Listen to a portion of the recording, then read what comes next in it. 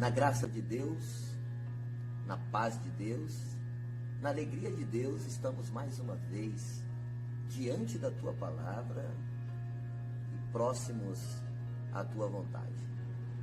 Que bom estarmos na presença do Senhor nesse dia tão especial para ouvir a Sua voz, para falar com Ele e para ter uma experiência extremamente renovadora por meio da Tua palavra. Quero convidar você a fechar os teus olhos e abrir o teu coração diante da presença de Deus, da real presença de Deus, se lançar. Senhor Jesus, obrigado. Obrigado pela vida, obrigado pela graça dos relacionamentos. Obrigado, Senhor, pela história da comunhão.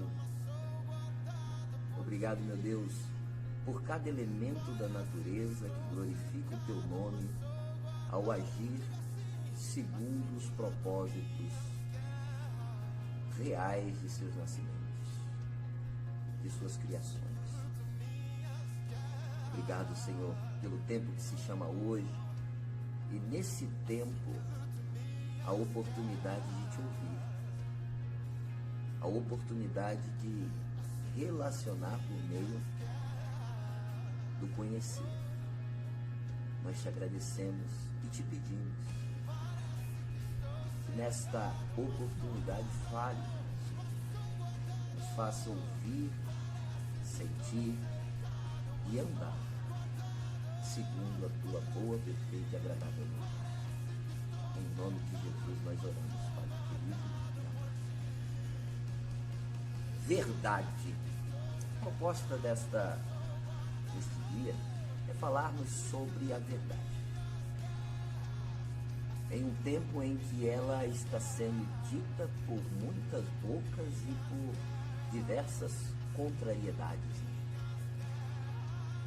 A versão apresentada por vezes é anunciada como verdade. Mas qual é o fundamento da verdade?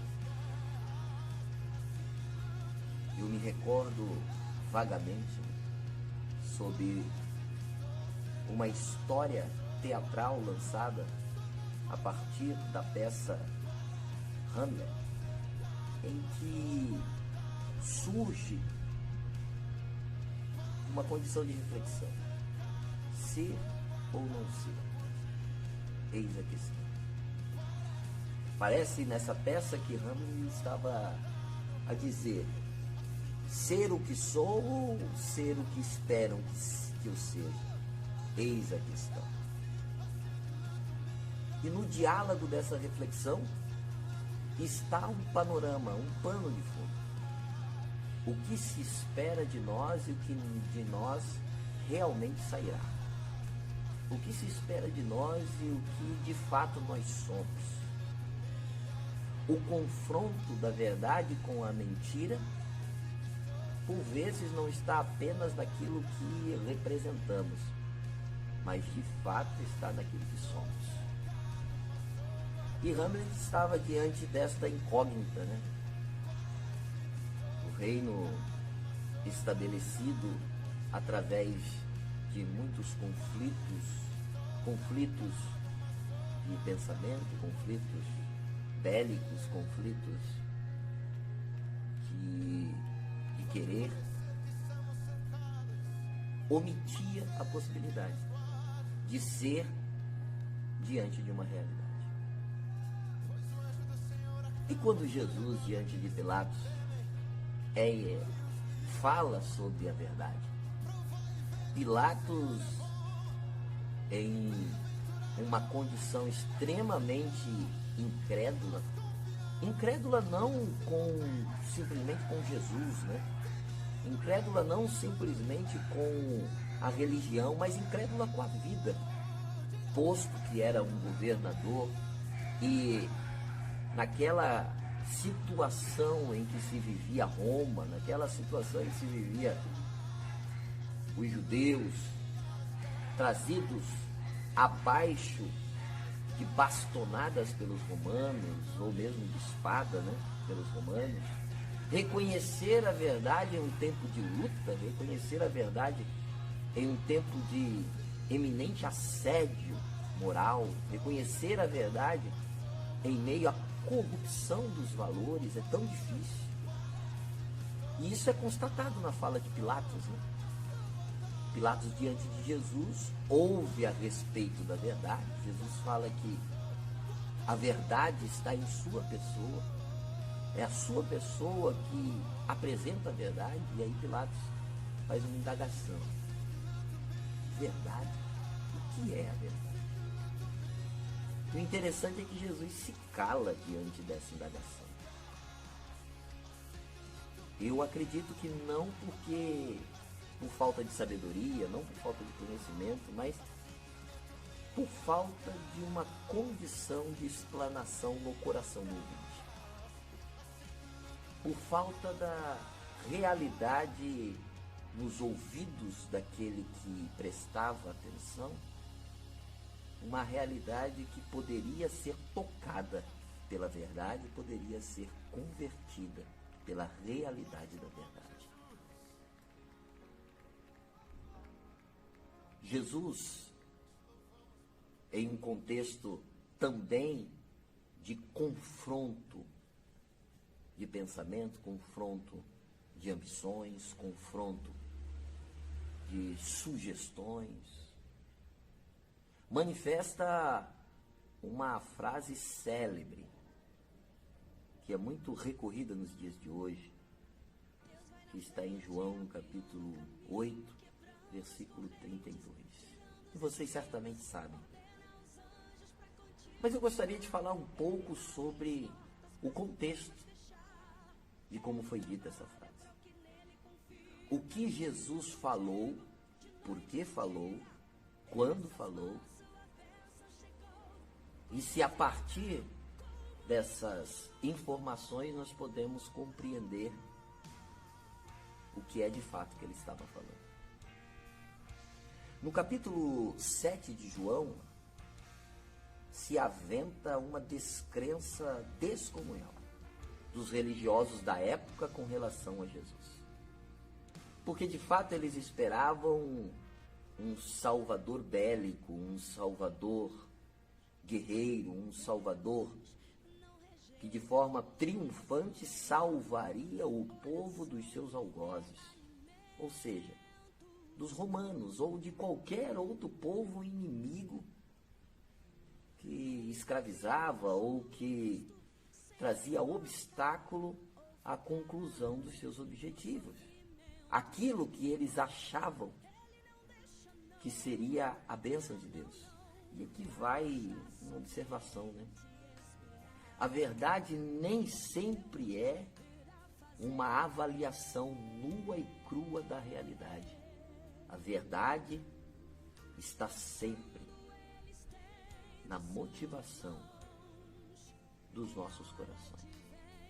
Então nós não reconhecemos a verdade simplesmente por ver a realidade, e sim por investigar os nossos corações e os corações daqueles que nos falam. O povo tinha como verdade de salvação, o povo tinha como verdade de livramento, verdade de bênção, a saída debaixo da escravidão romana, debaixo do jugo romano. Mas Jesus apresentava um outro tipo de experiência. Jesus apresentava uma nova argumentação. Jesus falava a respeito de uma verdade que liberta em razão de uma comunhão que é eterna. E não uma comunhão que se interessa pelos valores dos prêmios, e sim uma comunhão que é fundada na verdade do amor. E o amor mais legítimo é o amor a Deus. Por quê? Porque, penso eu, se conseguirmos amar aquele que não vemos, se conseguirmos amar aquele que não tocamos, se conseguirmos amar aquele que não ouvimos de forma ressonante, ou de forma clara, ou de forma foneticamente trabalhada a sua voz, se conseguimos amar aquele que não fala sim para nós todas as vezes, mas na maioria das vezes diz não, e nos ensina muito esse não, certamente amaremos a quem vemos, a quem tocamos, a quem ouvimos foneticamente a voz, e a quem também nos fala. Às vezes sim, às vezes não, mas podemos compreender de forma clara os seus posicionamentos. Então o amor a Deus é um amor da verdade. É um amor que simboliza a evidência da verdade, a grandeza da verdade e o significado da verdade. Mas os judeus queriam uma verdade própria aos seus desejos pessoais, como é hoje, né? Nós também queremos verdades que são próprias aos nossos desejos pessoais e reinterpretamos a realidade segundo o predileto de nossas necessidades, de nossas verdades. E em João capítulo 7, no versículo 45, os fariseus determinam que os guardas do templo tragam a esse mensageiro de uma verdade própria, segundo o parecer deles, tragam a sua presença para que ele se manifeste e que ele tenha um castigo devido por afrontar uma verdade coletiva. Olha só. Mas diante da palavra da verdade, os soldados ficam boquiabertos, espantados. E aí surge no versículo 45 a seguinte frase: por que vocês não o trouxeram? Disseram os fariseus. Eu determinei, a verdade da expressão da ordem está manifesta. Por que vocês não cumpriram a missão? Aí no versículo 46, ninguém jamais falou da maneira como esse homem fala. Então a verdade, a única verdade anunciada por Jesus, é uma verdade que não é comparada à verdade do dia a dia desses homens, desses soldados.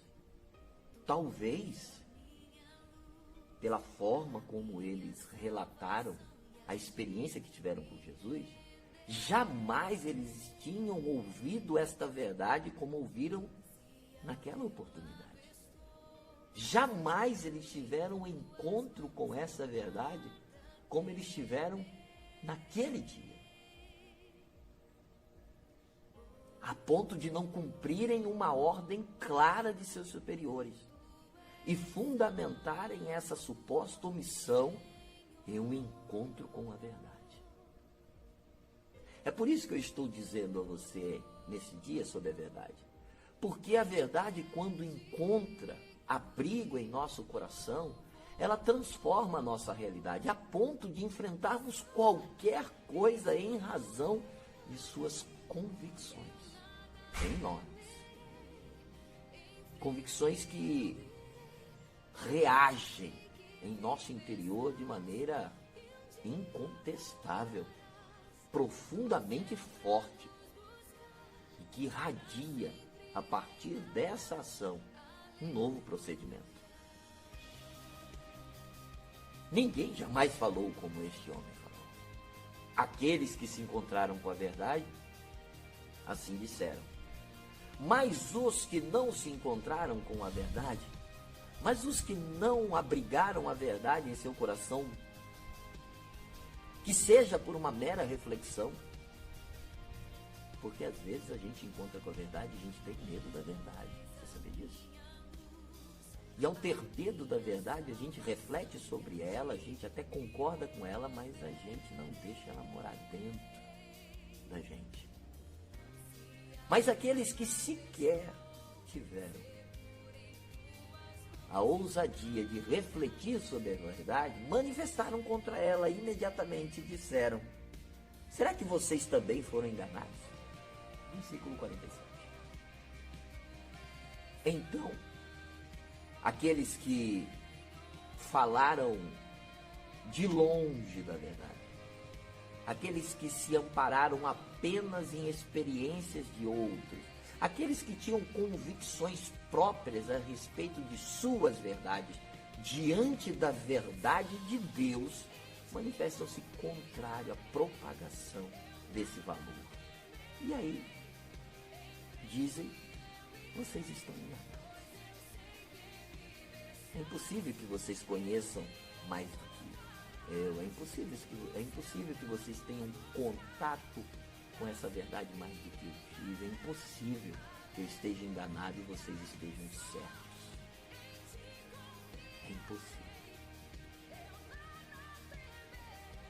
Nessa primeira série a respeito da verdade,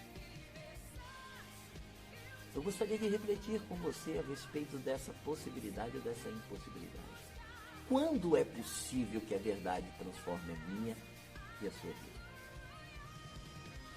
Quando é possível que a verdade modifique não só o meu jeito de pensar, mas também o meu jeito de agir, e inclusive o meu jeito de crer? Quando isso é possível? Seria possível quando eu a ouço? Seria possível quando eu a recebo? Seria possível quando eu a falo? Ou só seria possível quando eu me identifico com ela e jamais a deixo? Talvez seja um caminho. Talvez seja uma passagem.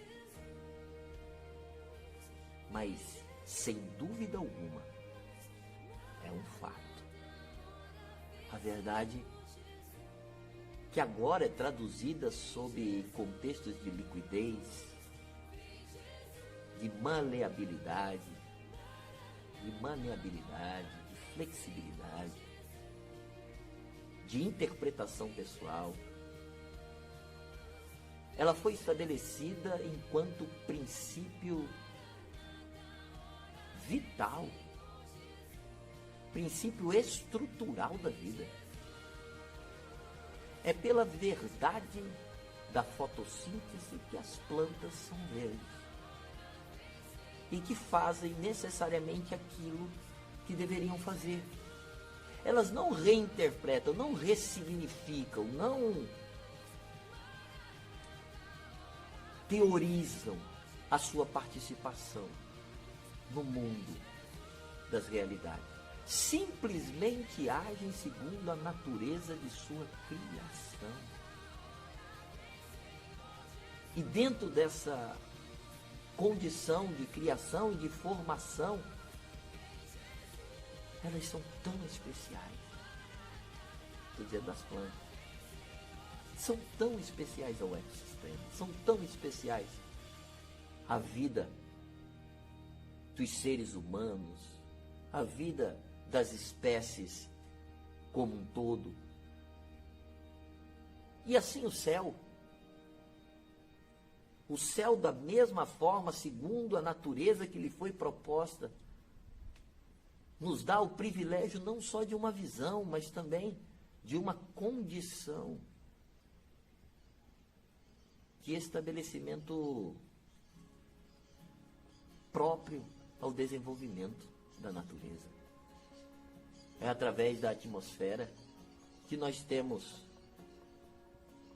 o necessário para não sermos torrados pelo sol.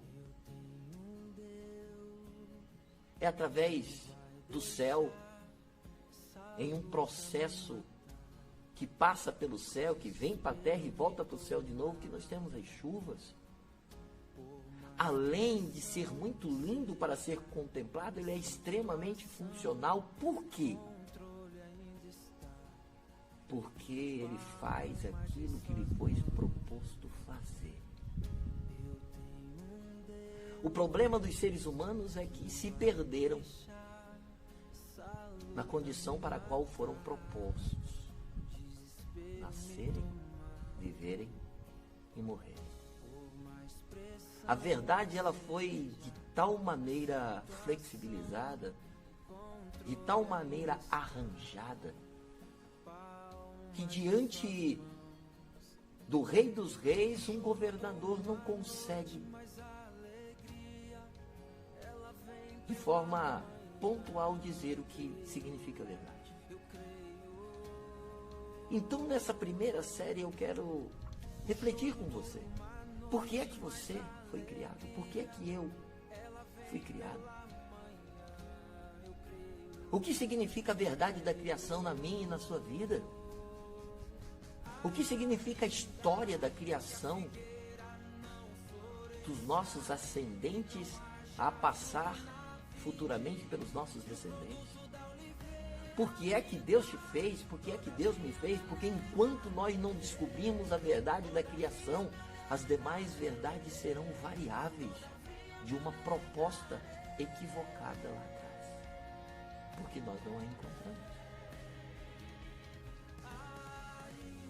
E ao longo do capítulo 7 de João, e iniciando no capítulo 8 também, você vai entender o quanto Cristo tinha exata certeza da verdade antes de todas as coisas, da verdade estabelecida no Pai a seu respeito. E como essa verdade, ela condicionou cada passo de Jesus nessa terra. Quer dizer que Jesus não aprendeu a verdade segundo a palavra dos homens. Ele conhecia a verdade segundo o seu relacionamento com o Pai, que não se dava apenas em alguns minutos de oração, que era relembrado em horas de comunhão. Relembrar a verdade é o tema que seguirá ao longo da semana. E eu quero convidar você a refletir sobre ele e a ser transformado sobre esse tema. Porque ao conhecer, de fato, ela vai nos libertar. Um grande abraço a você. Um ótimo dia, não só de reflexão, mas de interação. E ao longo da semana, vamos falar sobre essa verdade que liberta. Deus abençoe. Querendo Deus, nos encontraremos ao longo da semana em Cristo Jesus.